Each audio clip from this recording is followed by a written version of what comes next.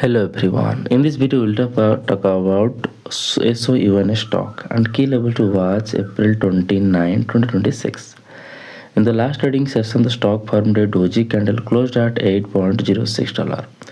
On the weekly time frame, the stock is in downtrend, forming low.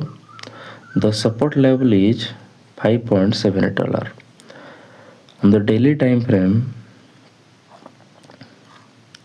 the key support level is $7.08. If the price goes below $7.08, it could test $5.78. The key resistance level is $8.94. If the price breaks above $8.94, it could test $9.91. That's my view on SOUN stock today.